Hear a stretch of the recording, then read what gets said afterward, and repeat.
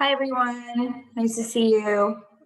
I'm just giving everyone a minute and promoting everyone to a panelist so everyone can use their video and talk. So be right there.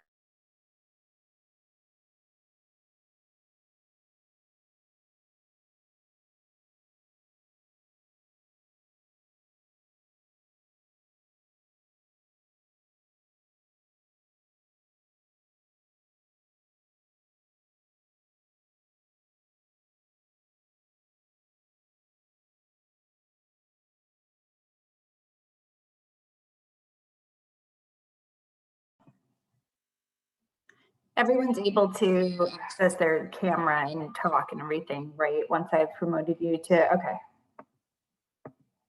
Hi, Victoria. Hi. Oh, you're I'm just finishing letting everyone in and promoting them to panelists. And then when you're ready to kick it off, please go ahead. Sounds good. Oh, one thing I wanted to mention, Victoria, is Alex Flores joined us again. So after you get started, or actually, I don't know, Alex, do we do the oath for the two people who need to do it? Do we do it before she starts the meeting, or? She could start the meeting and then I could go ahead and swear them in and then they could participate. Okay. So after you start, we'll have Alex swear in the two people who missed last time so that they're able to vote and participate, Victoria. Thanks, Alex. No worries. Gustavo, I think if you were talking, it was on mute. I'm going to stop my video because I'm driving, but just so that I'm aware, I'm here. Okay, thank you. Let's see. So we have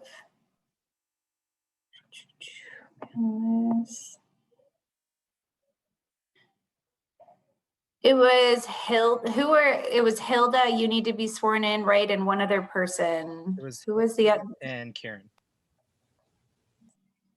And Karen. Okay, yeah. All right. So we'll hopefully just wait like maybe one more minute and then get going, Victoria.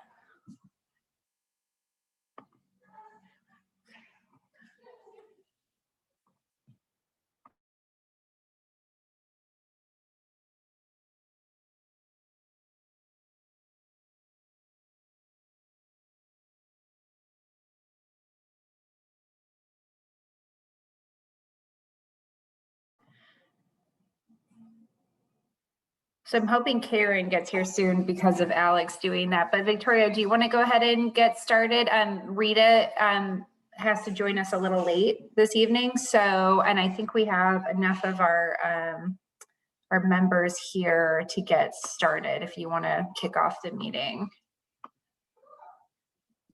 Okay. Welcome, everyone. My name is Victoria Phillips, and I'm the new chair of the International Affairs Board. Thank you for joining us this evening. Now we're going to do a quick roll call to confirm board members' attendance.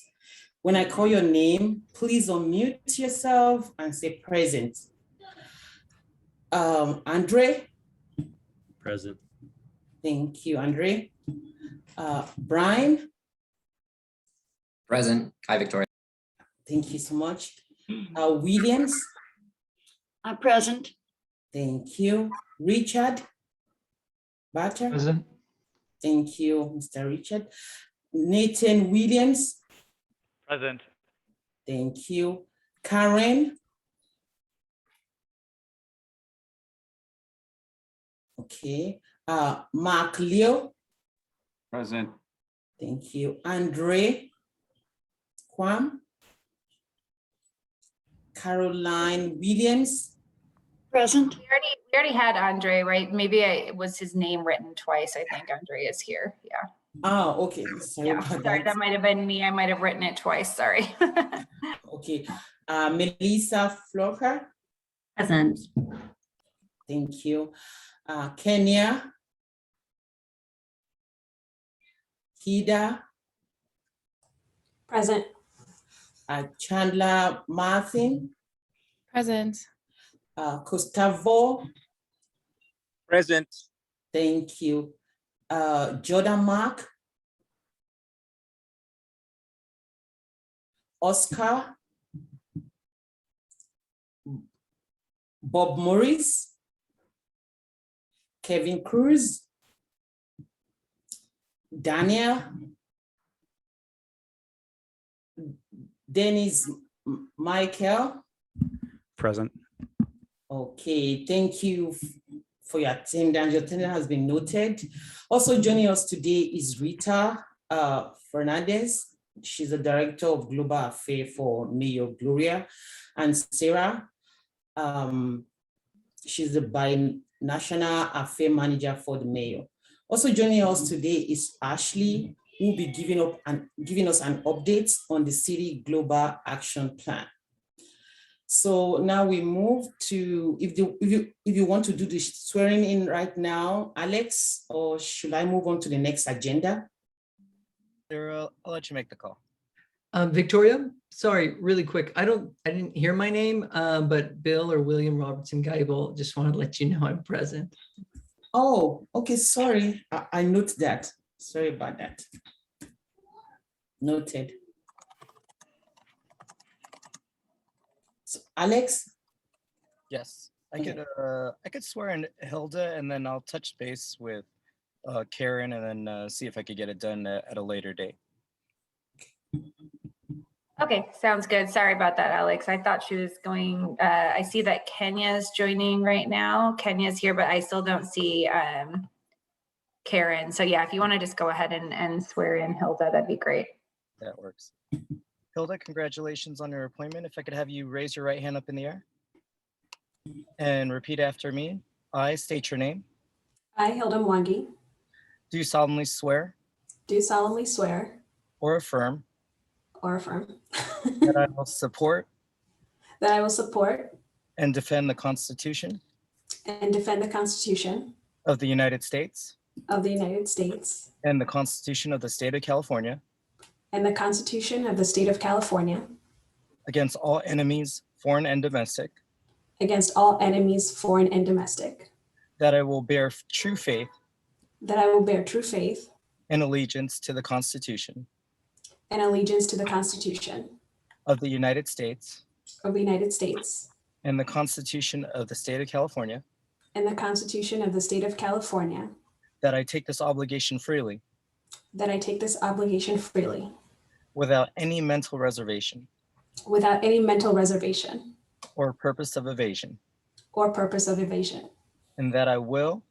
and that I will well and faithfully discharge well and faithfully discharge the duties the duties upon which I'm about to enter. upon which I'm about to enter. Congratulations again, Hilda. Thank you. Okay, congratulations again. Now we move to non-agenda public comments. Rita will read submitted non-agenda public comments. Yeah, it's just me. Rita's not here yet. But I don't see anyone from the public here, so I don't think we have any questions tonight. Okay. Yeah. I hope everyone has an opportunity to review the minutes from the July 14, 2021 meeting. Will anyone like to make a motion to approve the meeting, the meeting as they are? If you will, please type on the chat window and verbally state your name and make it your motion. Actually, if I could, I would like to propose a correction to the minutes. Go Is that ahead. okay? Yes, please go ahead.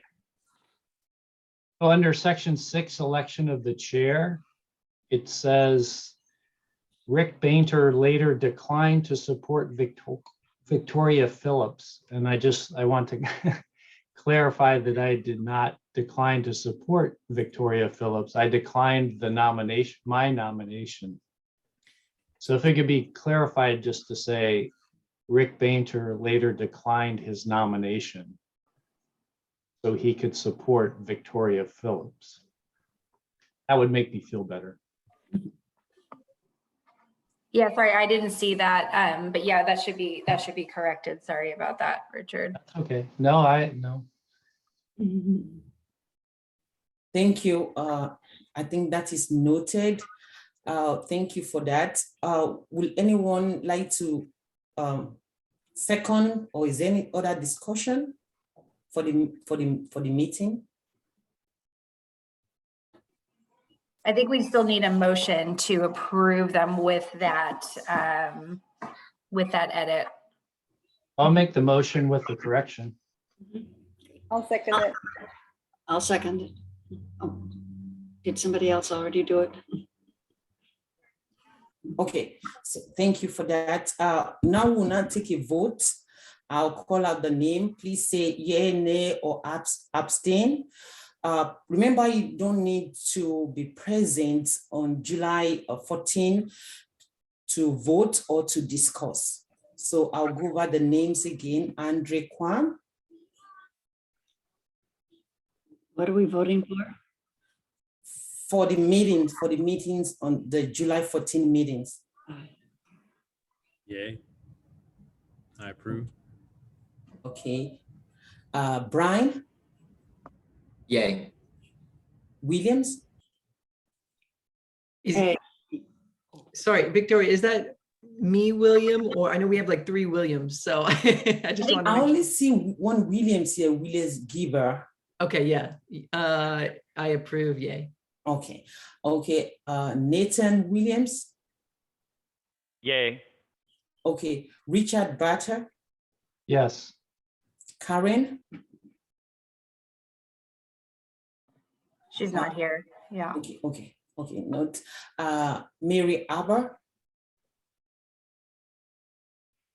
Melissa Flores. Yay. Kenya. Yay. Theoda. Abstain. Okay. Gustavo. Yay. Charla. Yay. Leslia. Jordan Mark. Okay, Dennis Michael. Approve. Oscar. Bob Morris. Okay, so okay, we will move to the next agenda. Did you get me? This is Caroline. Oh, Caroline, sorry, I missed up the name. The name is a bit mixed up, sorry. Caroline Williams. Aye. And I think you missed me too, but yeah. Mark. Okay, Mark Leo, sorry. That's okay. I will note the name down. I think did you all correct me if I'm wrong, but in the past, would you just do like a raise of hands? Because I feel like that would be probably easier for these ones that are likely to, I don't know, Kenya, is that what you would do? Just a raise of hands In versus having to person, do we a whole- did the raise of hands, but since COVID, and I think because this is recorded, Yeah. not everyone said their name, and that way we Okay. could note who was present and who's not. And then it Okay. was like, Kenya, yay, and then I'm like, not present, obviously did not respond. Right. Okay. And my vote is yes. Thank you, everyone. So we'll move to the next agenda, which is the election of the vice chair. I note that in the minutes sent to us, it said co-chair, but this is a correction to that, is a vice chair. So please unmute yourself and nominate or yourself or someone else.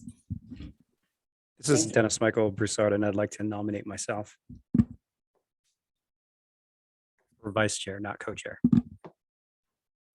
Thank you. And here I had also come across last meeting, but I'm assuming we're taking a vote. Thank you so much, Kenya. Do we have any other nomination?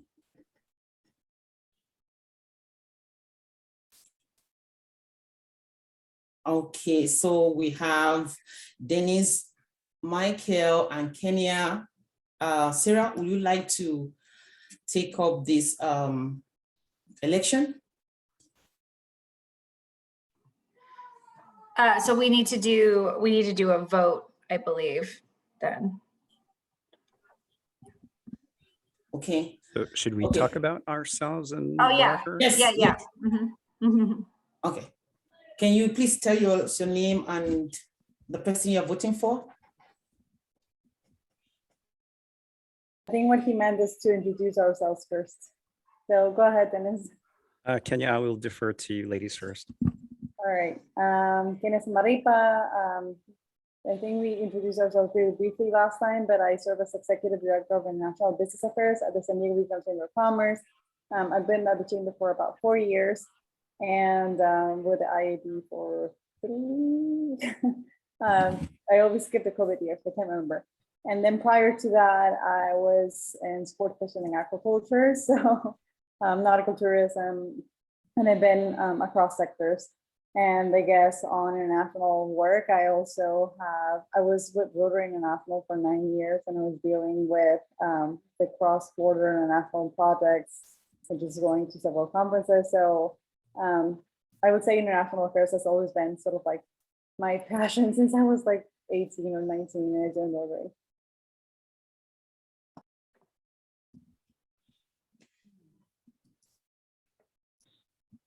My turn? Yes, please. Okay. My name is Dennis Michael Broussard. I know some of you, not quite all of you. I go by DM for short because Dennis Michael is my first name. I'm from New Orleans. I moved out here for graduate school and I got an international MBA from USD. And then I went to the IRPS, which is now the GPS program over at UCSD. And I've been involved with the international community for a bit here in San Diego. I sit on the board of the San Diego World Affairs Council. I'm very active with the Sister Cities International Association. I just got brought onto the Pacific Rim Park organization that deals with the peace parks around the Pacific.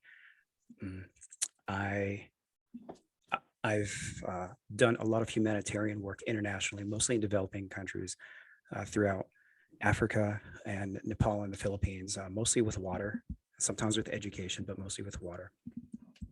I've had an eye on the International Affairs Board for some time, and I was fortunate enough to be one of the new appointees by Mayor Todd Gloria, and he knows some of my affections with international relations for San Diego. One of my personal missions is to elevate how San Diego is perceived on the international level. That's part of the mission statement of the International Affairs Board. And so there's great alignment between International Affairs Board and what I want to see and do, and particularly support Victoria and the rest of the International Affairs Board in continuing the growth and the perception of and how San Diego is seen on the international level. I don't want to keep going on and on, but one of the things that I want to see happen is a little bit more collaboration and communication with all the incredible groups that are doing international based work throughout San Diego. I'm involved with a lot of them, and I hope to bring that to the International Affairs Board, whether I get voted as vice chair or not. Thank you.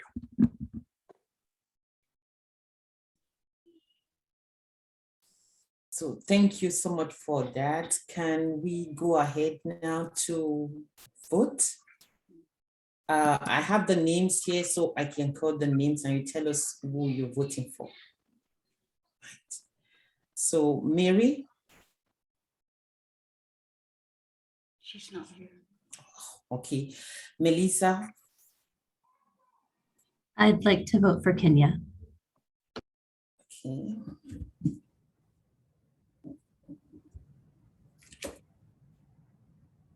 Andre? Kenya.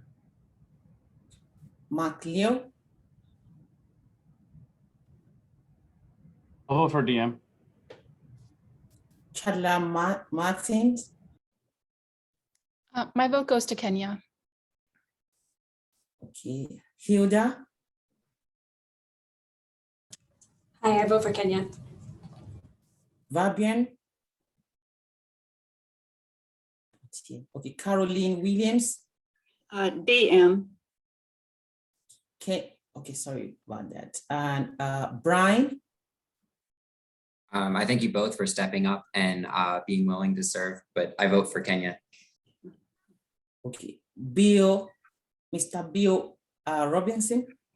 Yeah, two wonderful choices. Thank you both. I will vote for Kenya. Mr. Nathan Williams? Thank you so much. DM, I loved your vision, but at this time, I'm going to vote for Kenya. Thank you. Mr. Gustavo?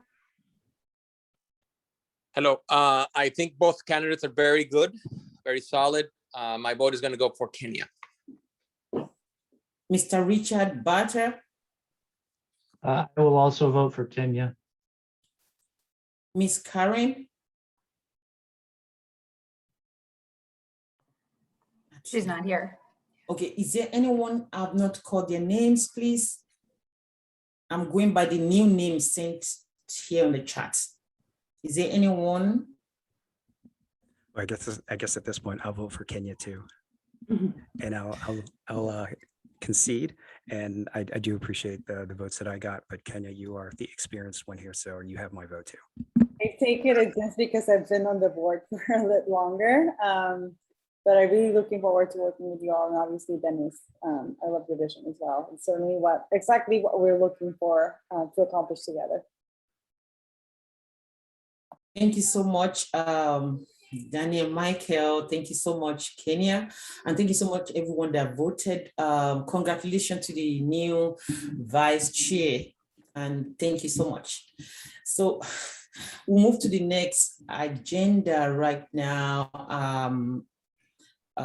We want to discuss about the next item is to discuss the in-person or virtual meetings, our future meetings, if we want to have it in person or virtual. Please unmute yourself and let's talk about this, if you want it to be virtual or in person. Thank you.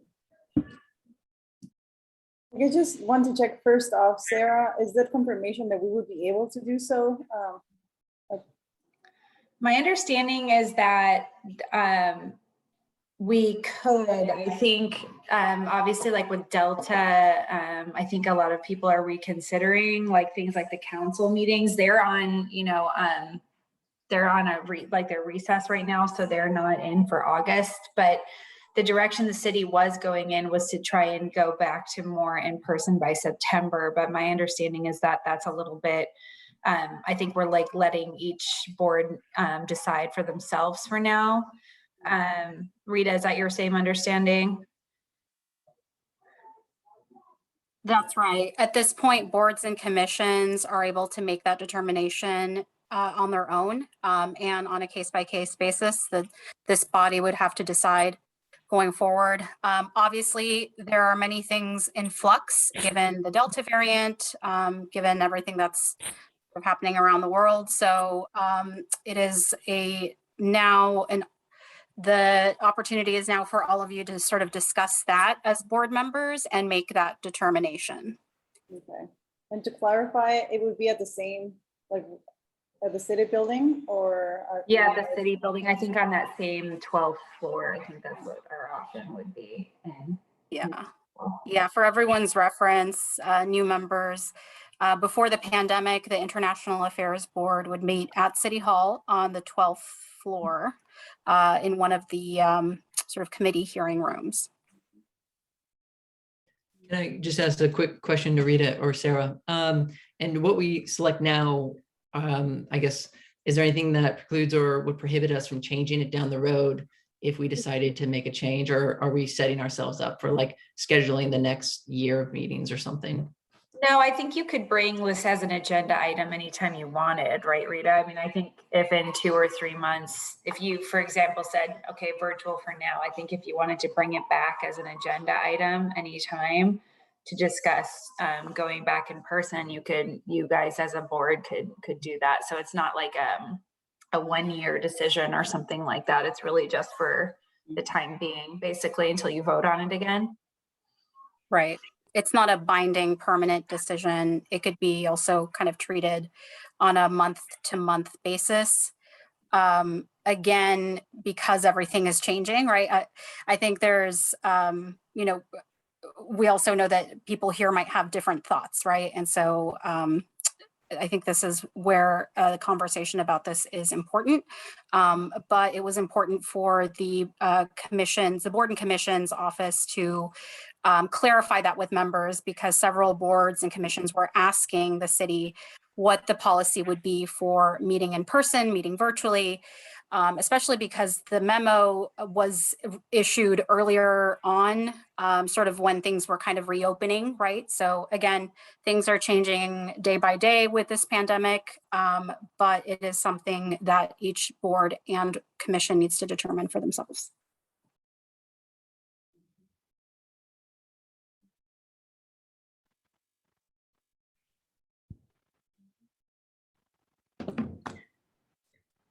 In my opinion, this is a difficult time to make this kind of decision. And I feel like planning to have the next meeting virtually and to reassess how things are going then might make sense.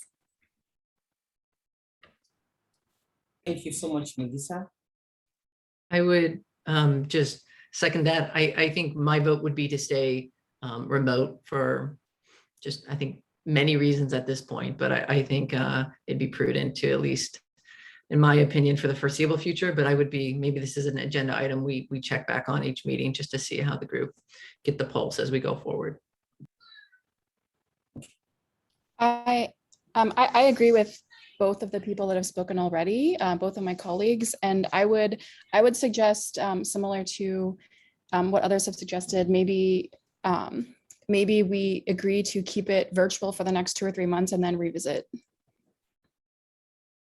I also agree, but I think to make this kind of a productive way forward is to maybe have a discussion instead on what kind of criteria would we look out for to then make a determination that it's time to go back.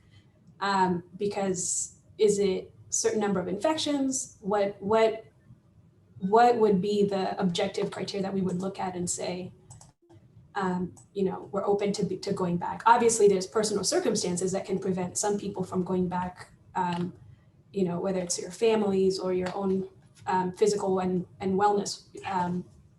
But I think it might be helpful to hear from others about what would make you feel safe to go back to an in-person meeting. And what's the rush? Like, let's play the safety card. Let's just do it safely and slowly until things are safely back to normal. Like, this works for everyone. It cuts on the commute for everyone. I'm a fan of in-person, but I think for now, this is the format that works. So I agree with everything that's been said. I'm wondering when we go back are we able to do some sort of hybrid thing where people who aren't comfortable can still log in remotely, or is it we all go back or none of us go back? Because that would, I think, be a factor for me as well. Just to also add to Richard's point, I think it's also about whether we would allow the public to attend in person, or is it, maybe us going in person, which is, a large room, and then we can distance ourselves and just until further notice, allow the public to only tune in.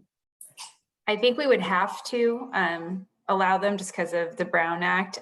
Just something to, obviously I'm not a part of the discussion, but just something to mention. I was sending something to Rita earlier. I know that the LA City Council is voting on something where the public meetings, I think people are going to have to prove vaccination status or a negative test. So just something to look out for, in the coming months. There might be something that San Diego does, something like that. Because I know, I think, Bill, you mentioned what would we be looking for in order to go back? I mean, something like that is possible where, these public meetings where anyone can come, there might be some sort of something might come up like that. So I haven't been privy to any information, but I know that that's happening in other cities. So.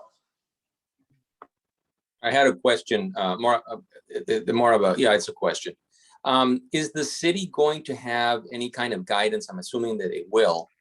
And this type of meeting is governed by the city's guidance. Can we do that? Could we follow that guidance for these types of meetings? So this is the current city's guidance to boards and commissions. And in part, the reason why this memo was issued was because after June 15th, the state was lifting its more restrictive guidelines. And so now all boards and commissions have the permission to meet in person. And that has remained.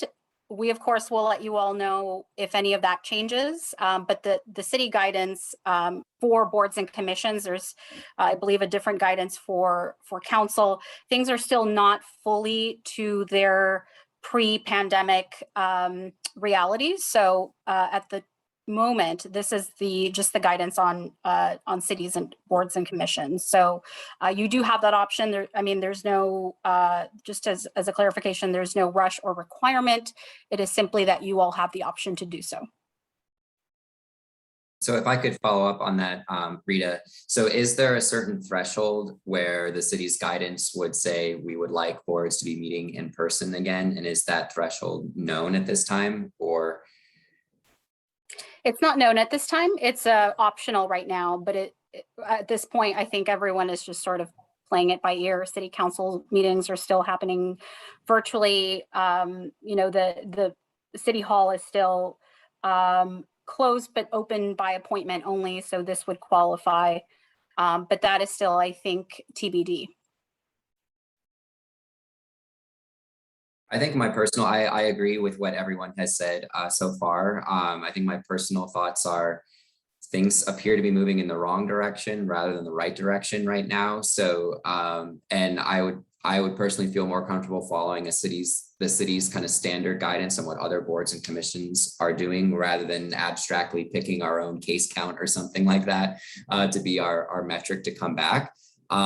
So I would say let's continue to reevaluate this as we go forward and maybe plan at least for our next meeting to do virtually and see where we are in a month.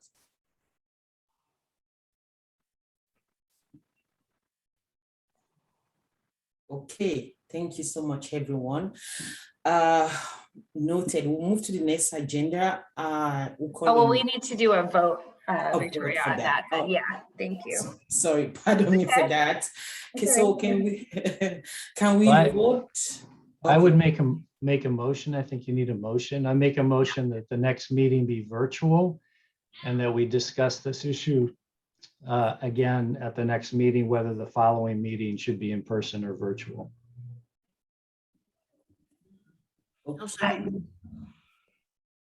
Okay, thank you for second that. So can we vote now?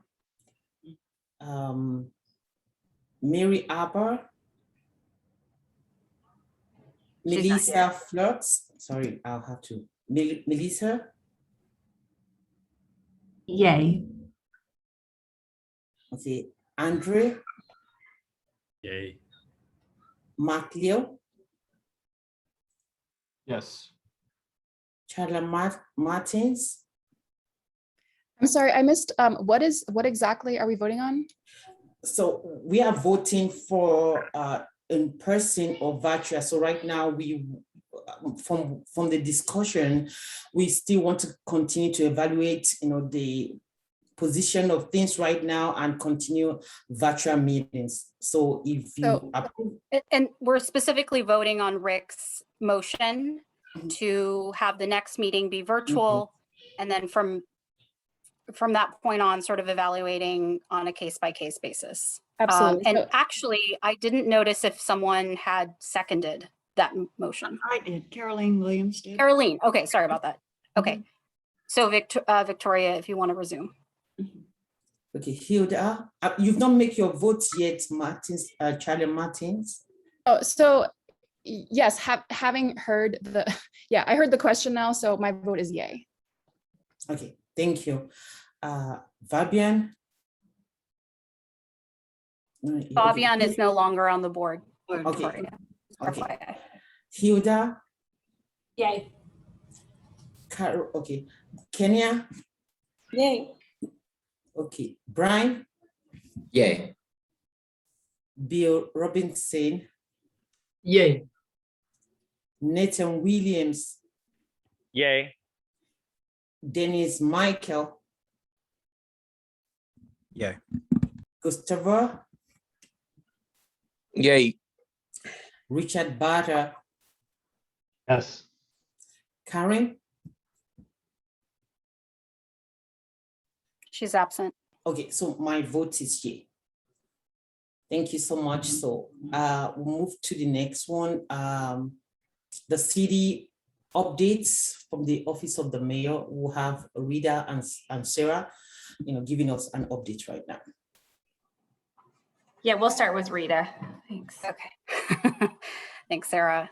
So good afternoon, everybody. Sorry I missed everyone's first meeting for the new members, and welcome. We're so happy to have you all. We're very excited for our board, for everyone that is staying on, and all our new members. We really appreciate your time today, and we look forward to forging a path for our city's global agenda and the mayor's global vision for the city. Just a couple of updates. I think Sarah mentioned last time that we were lining up a couple of consular visits. We were able to have a few very successful visits from the consuls general of Peru, the Philippines, Australia, as well as France. And then this week, the mayor participated in a panel hosted by the Border Trade Alliance and the Mexico Institute at the Wilson Center on COVID-19 recovery and the topic of how the pandemic has impacted border communities. One of the things that he has highlighted and has been really advocating for, which I know Kenya and Gustavo know this very well, is really advocating for the lifting of the border restrictions. So that was one of the big topics of conversation, sort of in the broader umbrella of how the economy is being impacted in our border region as a result of the pandemic. Sarah, I'll turn it over to you to also dive into that topic a little bit more. Yeah, thanks, Rita. Yeah, so the mayor actually has a couple of interviews coming up, including one on CNN that will be talking more about, why he wants the border restrictions to be lifted. We did learn, I'm sure a lot of you saw it on the news this week, but that our Vice President Kamala Harris had a call with the President of Mexico and committed to sending another 8.5 million vaccines to Mexico. So we think we had actually been in the process in our office of considering sending another letter asking for more vaccines for Mexico. So we are really happy to hear that that's happening. And we think that'll just show, another reason why it's probably time to lift those restrictions. They're sort of arbitrary, since Americans can go back and forth whether they're vaccinated or not, and people can fly in and out. So we just don't see how they're really equitable. And then another thing to mention, the mayor has coming up on August 22nd, he'll be at this 50th anniversary for Friendship Park down on the border. It's been there for 50 years, so it's kind of a big deal, but unfortunately they're still not doing visiting hours there again, like they used to do on the weekends. Again, they're kind of Border Patrol sort of citing that having to do with the border restrictions and COVID. So it won't be as big of a kind of celebration or anything that we imagine, but he will be there to talk about the meeting with Friendship Park. So we're looking forward to that. I think that's it from our end. So yeah, that's it for tonight. Thanks. If I could just add to what was just said, because I don't know that everyone is familiar with what's going on at the border and the reasons why we're advocating to have them lifted. Yeah. Okay, so at the chamber and obviously also the Smart Border Coalition, we have been, talking to the business community about how they have been impacted by the border restrictions. And this is not only, like hospitality and tourism, which are pretty obvious, thinking about like all the people from Mexico that are not coming every day or over weekends. But it really, really affects all sectors, especially in South Bay. We're talking also about a cross-border workforce, all of us that live in Tijuana and then cross the border to San Diego to work, nonprofit government, logistics, food distribution.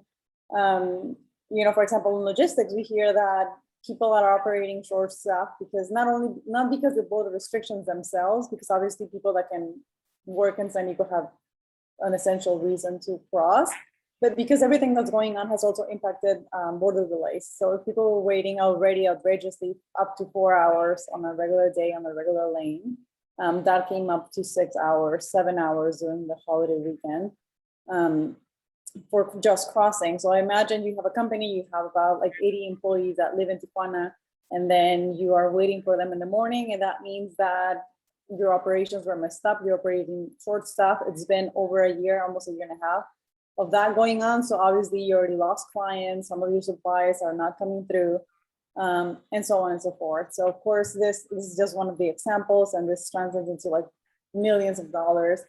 There's a report by Sandag that was obviously pre-COVID times, but that already showed that the border delays alone, pre-COVID times, was costing, I think the latest number was $3.6 billion per year in lost economic output for both countries, and then like impacting at least 60,000 employees.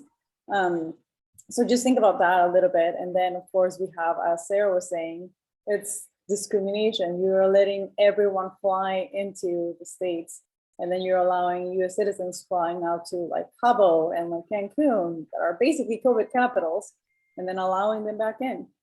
And then of course we have that Canada just started letting vaccinated US citizens coming through the ports of entry.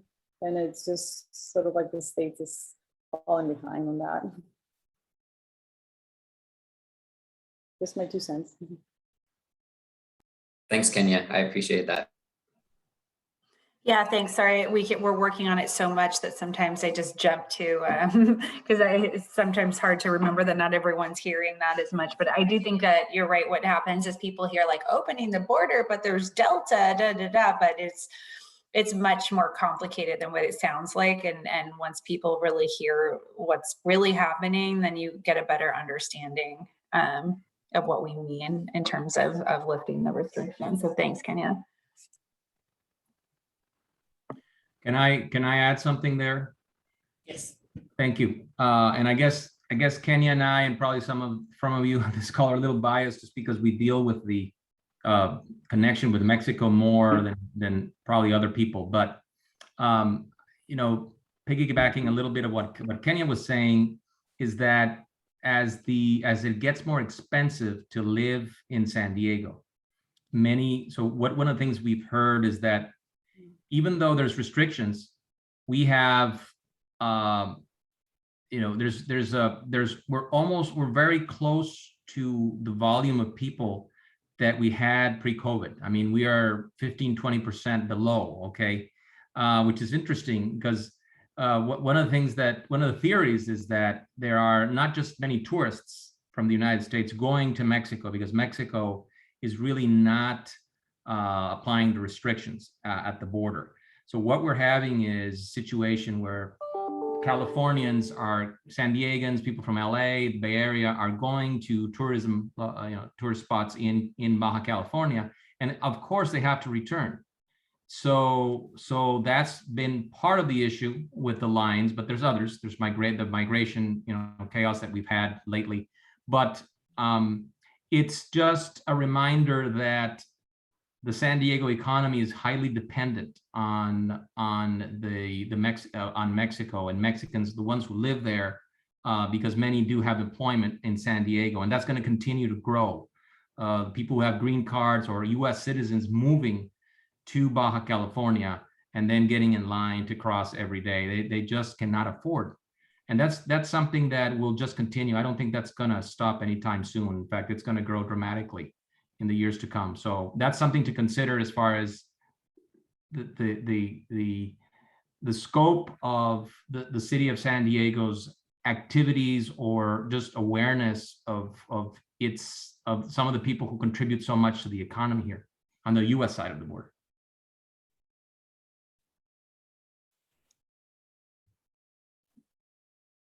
Yes, please go ahead. So I guess the decision maker is Biden and the Biden administration, and there's no, you have the city and the mayor and the state have the ability to communicate. But the other communication piece to this, I guess, is with the public and communicating that it's safe, or the equity issues that I'm hearing. And so, maybe if there's a place that, if we want to lift up those messages, if there's a place where we can find them easily and, maybe help in that way, I would be interested in knowing that. So Sarah, we can follow up, Rick, with some of the news clips and some of the messaging that the mayor has been pushing out there. It's all sort of, public information at this point, and we can share it as an information item. Sarah, we can talk about that offline and send that out to the members. Thank you. English flag. Sorry, this is so big that we're going to DC Delta permit next month, and mayors and council members are joining us because one of the many things we're going for is to meet with CBP and DHS, the Homeland Security, to sort of face-to-face convey how much we're being impacted, and just really urge them to lift more of the restrictions if they have not been lifted by the end of September. And if they have, even so, it's please help your local, the CBP teams at the border. They need more staff and need more resources so they can speed up border crossings. Especially we're all of a sudden letting basically all of Mexico come across overnight.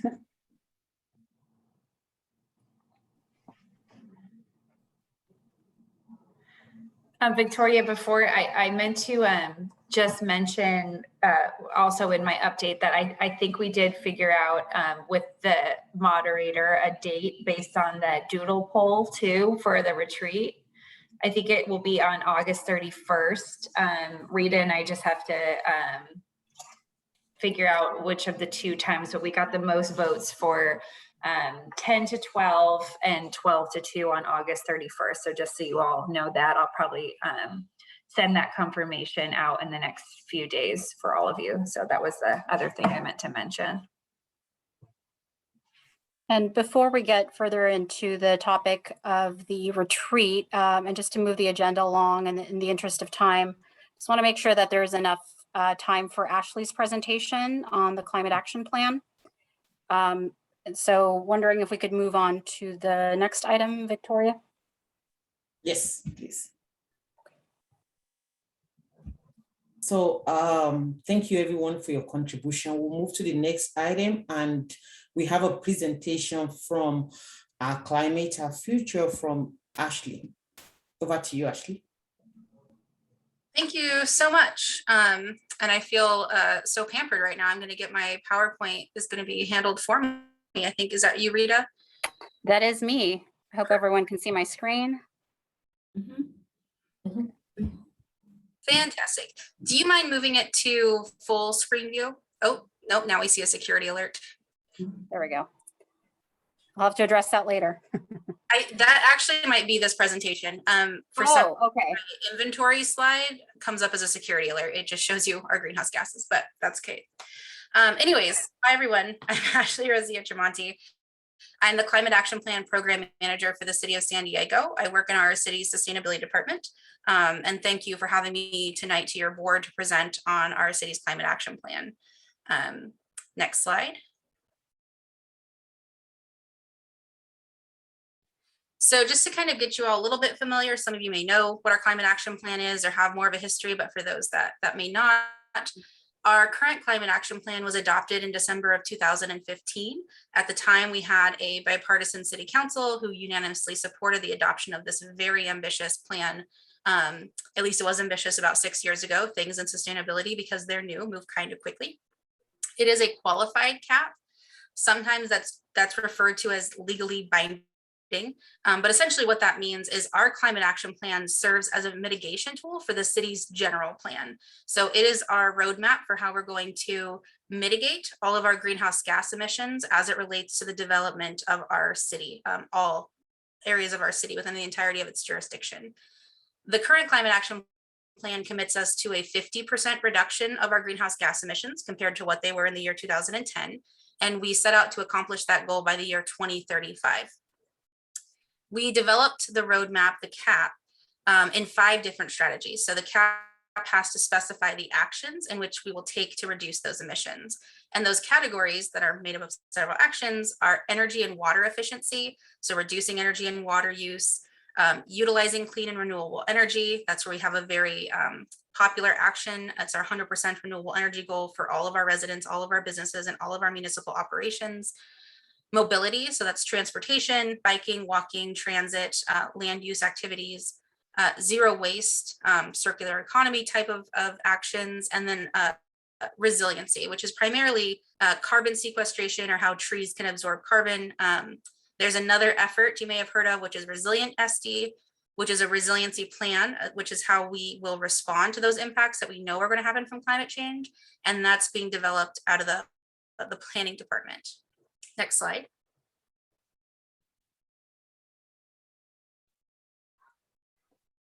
Just wanted to make a little bit of reference to our climate action plan annual report. We do probably one of the most robust reporting processes of any city I know of when tracking the impacts that we have on climate change, where our greenhouse gas inventory is, where we are on every action as we've laid it out in the CAP.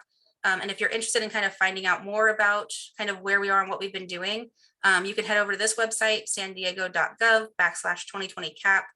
When I get a chance, I'll hop into the chat and drop it in there as well if you want to go check it out. It's all web-based this year. As we were trying to work and respond to the impacts from COVID, we just forewent a hard copy because we didn't think there was going to be a lot of in-person interaction. So we just made it all a website version. Next slide.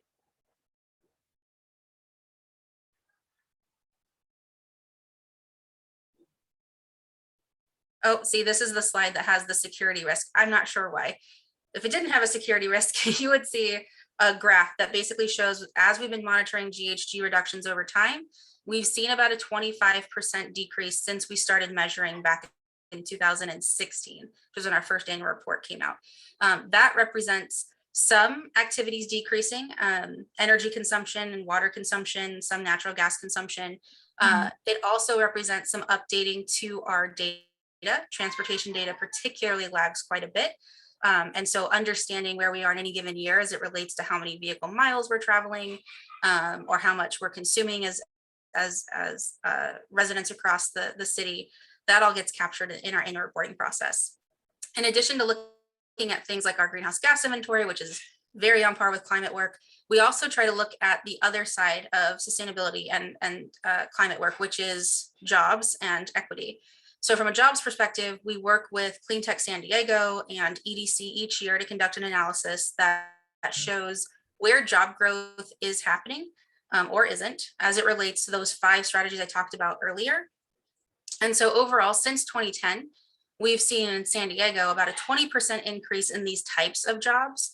And a lot of those are related to the transportation sector, followed by our energy and water efficient building sector, and then zero waste. They really make up the bulk of that job growth. We do have a clean tech job concentration in San Diego that's generally around 2 times higher than the national average. So there are more opportunities for our residents and our businesses to participate in this sector than you might find pretty much anywhere else in the country. Next slide. So what are we doing now? Kind of what's the actionable item? That's sort of what we've done and how we monitor. We are undergoing an update to our city's climate action plan, and we're actually pretty far along in that process. We're currently drafting a lot of the text and doing a lot of the quantification about potential new actions and really setting ourselves up to have a second round of what we consider to be engagement and outreach with a draft in hand in the next couple of months. We've titled this process, or branded it, if you will, Our Climate, Our Future. And it really has set out from the CAP to do sort of 3 things. The first is to set a more ambitious greenhouse gas reduction goal over a longer time horizon. So what that means is taking that 50% by 2035 and aligning it more closely with where we see the state going, where we see regional players going, which is more about zero carbon or carbon neutrality sooner than 2045. So looking to see how we can do that and seeing what our community members want us to do to move that forward. Centering the concept of climate equity, I'll go into that in just a moment. And then quantifying and connecting those additional benefits of climate actions. And I'll talk a little bit more detail. There's a slide dedicated to this, but one thing I was thinking a lot about as you were all having conversations around, the border crossing and the amount of time people are waiting just to get into the US to work or whatever it may be. It's hot. People are running their cars, they're idling. Those are emissions that are building up there. So that's sort of a space where perhaps there's a climate action there, but also a pretty substantial co-benefit as it relates to our international relationships, as well as quality of life for those folks who maybe don't want to spend 4 hours sitting in their car waiting to cross. So just kind of something there that I kind of just making that connection while I was listening to you all talk. Next slide. So just quickly, sort of what does that mean to get to zero carbon? This would make a lot more sense if I could have shown you the other graph, but that's okay.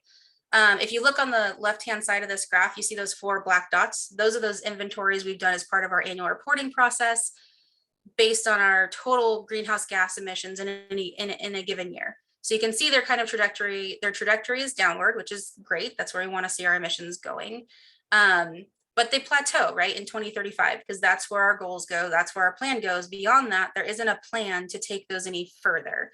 And so that's what we're trying to do now, is to take those goals and drive that trajectory down a little further, a little faster. To reach the state goal, which is per an executive order, which is zero carbon by the year 2045, that means you get to the bottom of this chart by the goal year of 2045. So you can see our trajectory doesn't quite get us there. It'll get us, I don't know, what is that, like maybe 80% or so. And so really designing this CAP update to move that at an angle that aligns us with where the state's at, which of course means very ambitious, potentially even aspirational actions, and a lot of sort of forward thinking and innovative thinking about how to achieve that kind of goal. Next slide. The concept of centering climate equity. So one of the things we pursued out of the first climate action plan was a way to really measure climate equity, or really develop the concept of climate equity, and then of course measure that across the city. And what you see on the right-hand side of this slide is the results of our climate equity index. And this was a process we undertook with community-based organizations that represented communities of concern that had a focus in sustainability or a nexus with climate work. And essentially what we worked on with this team is a methodology that developed a whole host of indicators that identified census tracts where there was either very low to very high access to opportunity. And that was based on, like I mentioned, some indicators that were in categories like environmental, socioeconomic, public health, that kind of thing. Those areas identified with moderate to very low access to opportunity, we've come to understand are communities of concern per input we've received from our equity stakeholder working group. So those are the areas you see on this map that are dark blue, light blue, or light green. We also worked with our equity stakeholder working group to help determine a definition for the city for climate equity. This is in the Climate Equity Index report, and we'll be moving that forward into the CAP update as well, but I'll take a moment and just sort of read the definition so that we're all kind of speaking the same language. So climate equity, per the Climate Equity Index, is addressing historical inequities suffered by people of color, allowing everyone to fairly share the same benefits and burdens from climate solutions and attain full and equal access to opportunities, regardless of one's background and identity. We've also seen the Climate Equity Index utilized in several city policies to help make decisions around where to direct resources. So mobility choices, most recently the Parks Master Plan. You can use this as a tool to sort of identify which communities are going to likely be most impacted by what's going to happen as a result of climate change and are going to be most unlikely to be able to respond to it. Next slide. Lastly, just the co-benefits piece. So this is sort of a new concept for a lot of folks in sustainability to incorporate in a planning kind of space and really quantify and really try to get a better understanding, because co-benefits can be such a large universe of things depending on whatever action you might be looking at, right? There's energy and waste and water and tree planting, and all of those things can have various impacts on our community members and things like quality of life. So these are just a few ideas that we started with, and always happy to hear input from folks if there's things they feel like we're missing, or maybe one that is specific to their area of expertise that we wouldn't consider. But just improvements to air quality just happens to be a different set of pollutants than greenhouse gas emissions. So if it improves public health, it doesn't hurt your lungs kind of thing. Promoting active and healthy lifestyles, access to green space, making things safer to walk and safer to bike improves health outcomes for many of our community members. Same with safer routes for walking and bicycling. Cost savings on things like energy and water bills, also cost savings on transportation costs. Transit is typically cheaper than owning a car. EVs can typically save you fuel costs over the lifetime of their existence. Developing a future workforce and providing quality jobs, the improvement of natural spaces, not just for recreational purposes, but also for purposes of our natural environment and preserving it. Next slide. So quickly on timeline, I've talked a lot about us updating the CAP, but when are we doing that? So we've spent the last, since March 2020, we've been in a space of doing a lot of outreach and engagement to help shape what the document will look like, to help shape actions and really respond to what we're hearing community members wanting us to prioritize and think about as it relates to sustainability and the concept of climate action.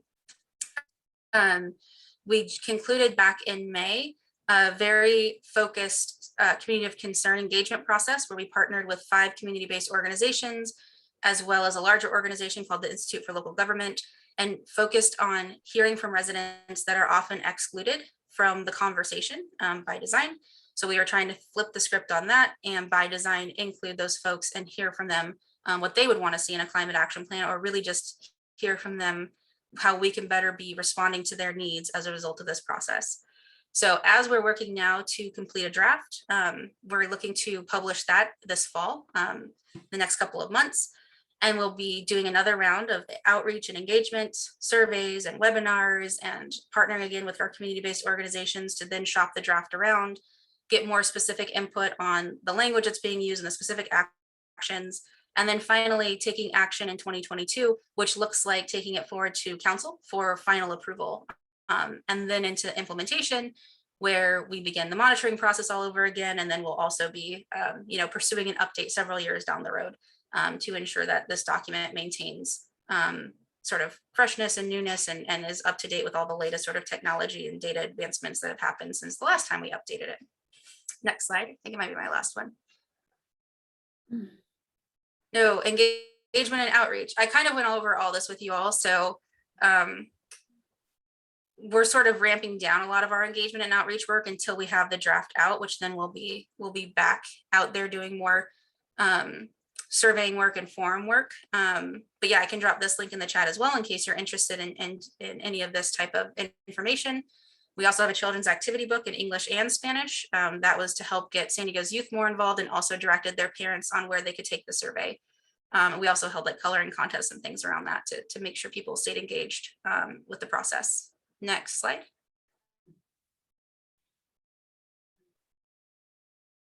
And that's it. So if you have any questions, looks like my program coordinator's name is still on the slide. I could drop my email down in the chat. I'm happy to kind of stay and answer anything. But yeah, thank you for inviting me and having me talk about this.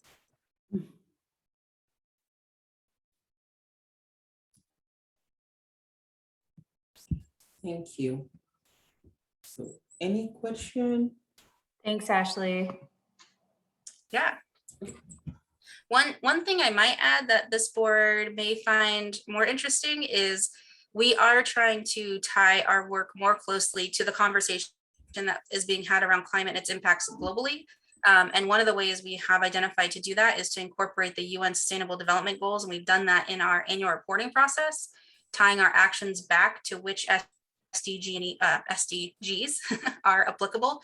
And also thinking on how to do that in the CAP update as well, to ensure that it's not just locally and regionally relevant, but also globally relevant, and moving forward all of the goals that we're seeing identified across all countries and not just the US. So throwing that out there too, in case anyone has any thoughts around the SDGs. And thank you very much for that, Ashley. I see that Bill has a question before I turn it over to him. I did want to just point out that right now that you mentioned the SDGs, in the mayor's office, we're looking to do a lot of climate or engagement around climate action leading up to the COP26 conference, which is the UN's conference in Glasgow in November on climate action and climate change. Of course, there was also a UN report released this week by the IPCC, which was the UN sort of overall sort of climate report, which had very dire findings in terms of some irreparable damage, and pointed out that we're at very much an inflection point. So the member nations will be coming together during this COP26 conference, the conference of the parties. So this, I'm sure, will be a very sort of timely conversation given that report.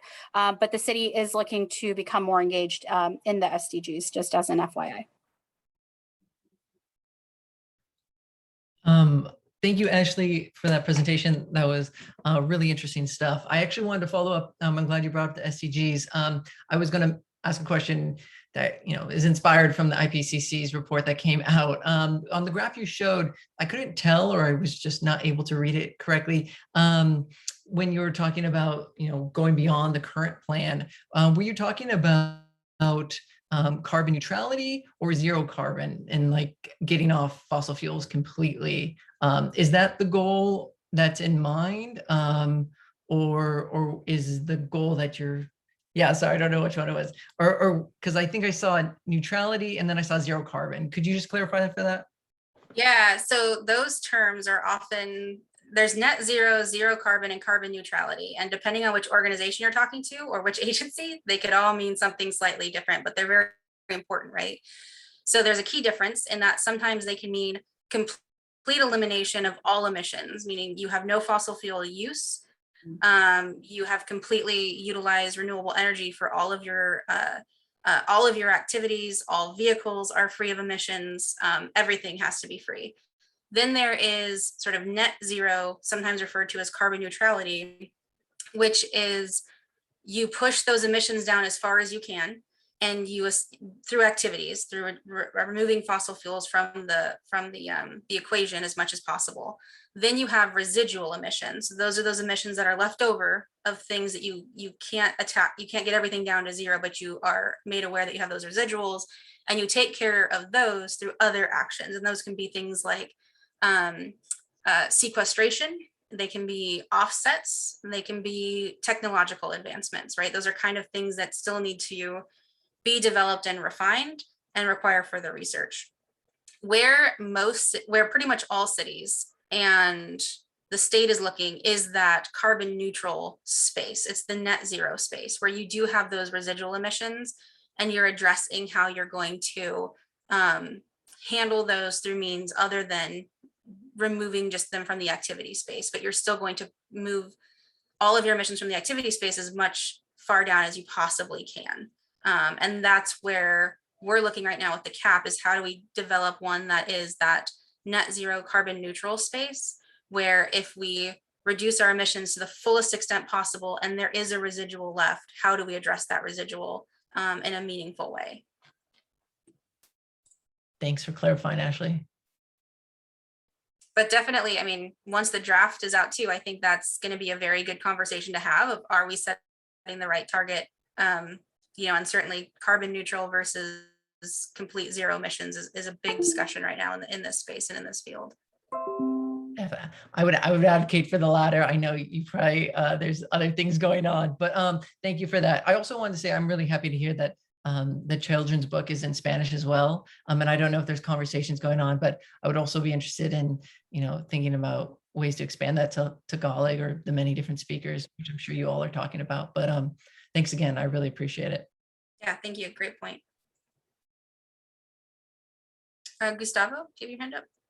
Yes, thank you. Do you, and just in the context of this group and what the city can show the world that it can do, as you said, this is a pretty aggressive, you know, proactive plan.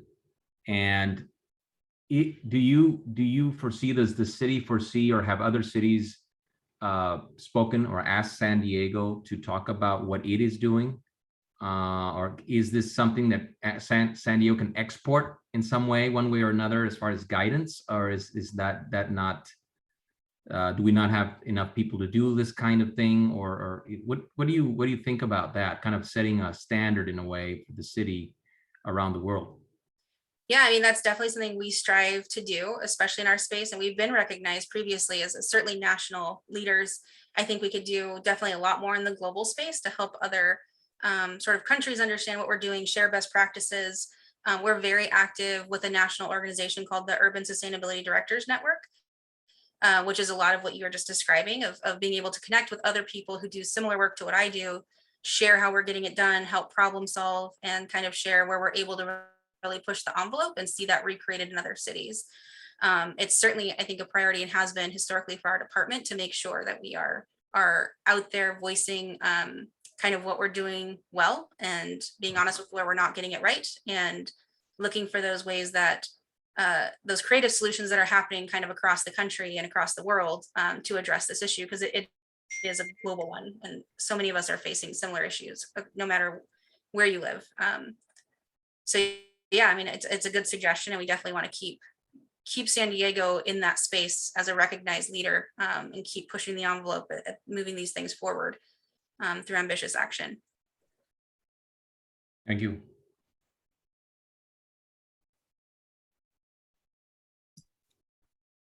Thank you.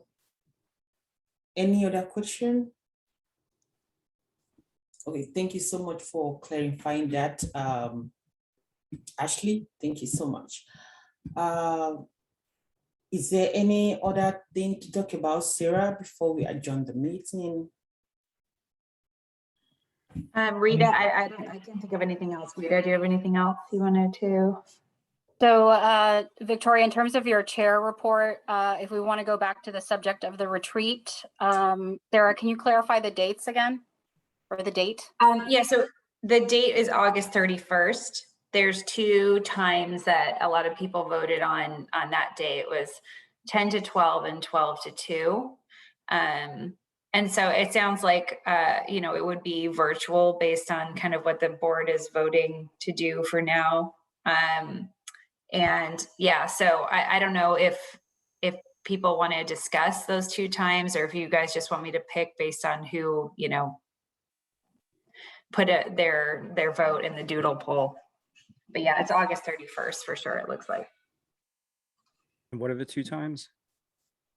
10 to 12 or 12 to 2.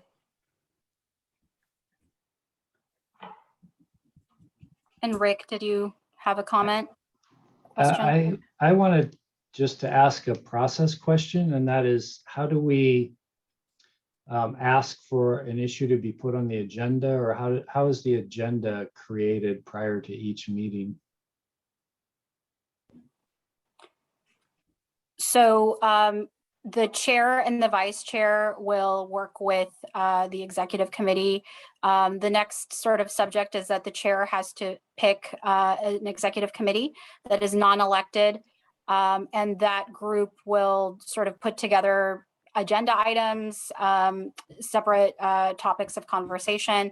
The retreat will also serve as an opportunity to set an agenda for the board for the remainder of the year. So it's not just an opportunity to get to know one another a little bit more, but it's also a chance to talk about what some of the priorities for the board will be. And given that Sarah and I represent the mayor's office, we'll be able to also share some a little more information about what our priorities are. So that retreat, I think, will be really helpful in setting the tone and really delineating some goals for the board members. And so going forward, this will also kind of help inform some of the agendas. But the chair with the vice chair and the executive committee, you all sort of put together your agendas, on the topics that you want to hear. Ashley was able to provide the presentation this time around. She actually was postponed or rescheduled from a couple of months ago from a previous board chair that wanted to hear about the climate action plan. But it really is all created by the chair, the vice chair, and then the executive committee, and it's up to the board. Hey, the reason I asked, I watched the Brown Act training, went through the Brown Act training, and just want to be very careful, about how many people I email and what I email to different people. And so, I thought that as members of the board have thoughts on something they want to discuss, that, some guidance on who's the point, is it the staff that's the point of contact, or is it Victoria, or is it a combination of the two? We can talk about it more at the retreat, I guess, some of these process issues, but that was the reason for my question. Sure, and thank you for bringing that up. So actually during the retreat, we're going to play a video on the Brown Act, just so everyone is aware. The Brown Act is a state law that essentially sets up parameters for how government and other public bodies basically comport themselves. So there's guidelines and rules and laws pertaining to making quorum and making sure that meetings are open to the public, which is why this Zoom meeting is open to the public. Every board meeting is. So there are many guidelines that you all have to sort of be aware of, and that video will be really informative for all the new members and a good refresher for the existing members. Thank you, Rita. So I think talking about the retreat is very important right now. The time, especially, if we can talk about the time, it will be very helpful since it's this month and it's just in a couple of weeks.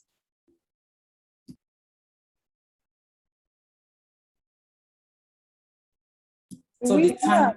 Some results about how many people preferred either of the times, because I know obviously we don't have the full team here.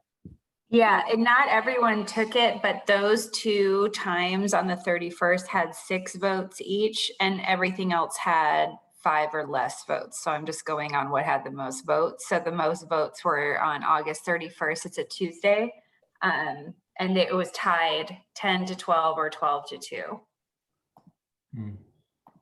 Yeah. So, I mean, obviously, if anyone has any preference, if you want to speak up now, but otherwise I'll just probably pick otherwise.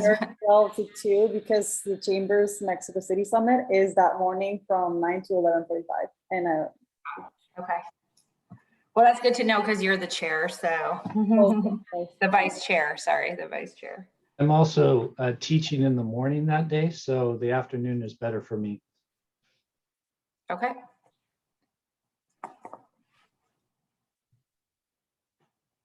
So 12-2 works for me.